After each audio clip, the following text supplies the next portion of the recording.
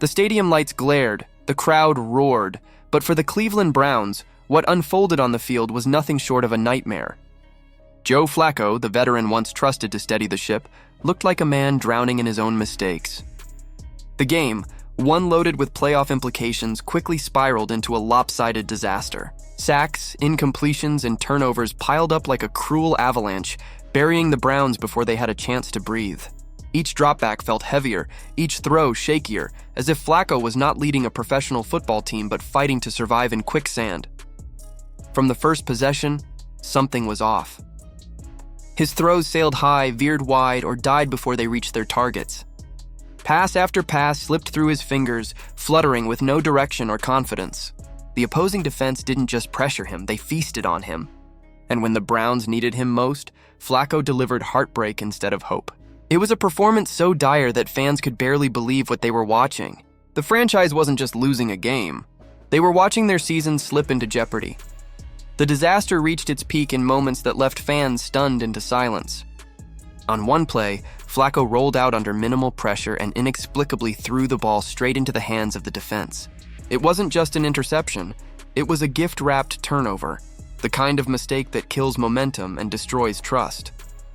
Another throw sailed past his receiver by yards, an overthrow that wasn't just sloppy but symbolic of how far his game had fallen. A 50% completion rate in a must-win matchup?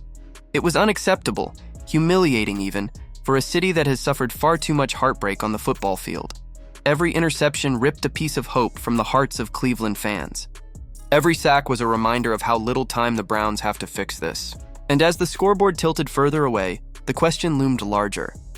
How much longer can the Browns afford to let Joe Flacco drag them down? The excuses are gone. The reality is staring them in the face. Flacco's time as a starting quarterback is finished, and yet, as dark as the night felt, a spark did emerge. His name, Dillon Gabriel. Thrust into action as the Browns' desperation mounted, Gabriel wasted no time injecting life into an offense that had looked lifeless.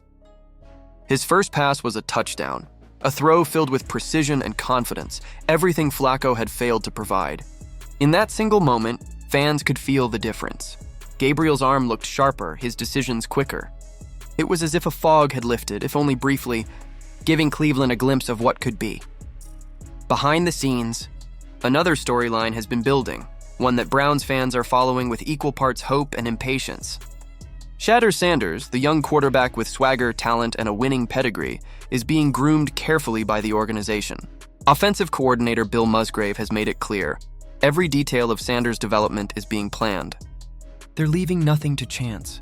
While he hasn't yet taken the field, Sanders is learning, preparing, and waiting for the moment he's called to lead. Musgrave himself has stressed the importance of balancing readiness with growth, making sure Sanders develops the habits, discipline, and confidence needed to not just play, but to thrive. And make no mistake, ownership is paying attention.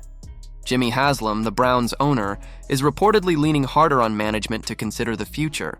The message is simple. The franchise can no longer waste time hoping Flacco finds his form. As Colin Cowherd and others have pointed out, every week that passes with Flacco under center risks not only losses on the field, but also the momentum of an entire fan base. If the Browns falter again, the pressure on head coach Kevin Stefanski and his staff will become unbearable. At that breaking point, Shedeur Sanders won't just be an option, he'll be the only option. That's why this moment feels so critical. Fans saw Gabriel spark the team with a touchdown in his debut. They know Sanders is waiting in the wings being prepared for his opportunity. And they also know Flacco has nothing left to give. The decision is staring Cleveland in the face, and it's not a complicated one. The Browns must embrace change. Now. What makes this even more heartbreaking is that Cleveland has shown fight. In multiple games, the Browns had the chance to seize control, to steal momentum, to rewrite their narrative. And yet, time and again, Flacco's mistakes have turned opportunity into disaster. The season opener, for instance, could have been a statement victory, a chance to show the league that Cleveland was ready to climb. Instead, Flacco's 2 costly interceptions killed any chance of a comeback, ripping away the confidence that had been building. These aren't just losses, they're wounds that could scar a team for weeks. Stefanski acknowledged it himself in his post-game comments. "You can't be -2 against a good football team," he said, his frustration clear. That's the story of the game. His words were simple but telling. The Browns aren't being beaten because they lack talent. They're being beaten because they're giving games away. Tip balls, turnovers, sloppy execution, these are fixable problems, but they're also symptoms of a quarterback who no longer has control of the game. Now the Browns find themselves at a crossroads. Stick with Flacco and risk sinking deeper into mediocrity, or turn to Gabriel and Sanders, quarterbacks who bring not just new arms but new energy, new leadership, and new hope. Gabriel has already shown he can deliver in the heat of the moment. Sanders, though untested, has the potential to change the entire trajectory of the franchise. Both represent opportunity. Flacco represents only decline. For Cleveland fans, the choice is obvious. They've endured too many years of waiting, of false starts, of watching promise dissolve into disappointment. What they crave now is change. Real change. They want to see a quarterback who doesn't just throw the ball, but commands the huddle, ignites the crowd, and turns adversity into opportunity. They want to believe in a future that isn't chained to the past. The Browns' fate will not rest solely on one player, but the quarterback decision is the domino that sets everything else into motion. A fresh leader under center means renewed energy across the roster. It means defenders fight harder, receivers run crisper routes, linemen block with more belief. It changes the psychology of the entire team. And Cleveland, more than any franchise in the league, knows how much psychology matters. Joe Flacco's era in Cleveland is over. Every throw he makes confirms it.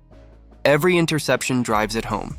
Every loss reinforces it. The Browns can no longer afford to cling to a fading veteran when the future is sitting right in front of them. Whether it's Gabriel sparking the present or Sanders carrying the promise of tomorrow, the message is clear. It's time to move forward. And so, Browns fans are left with the question: how much longer will management wait?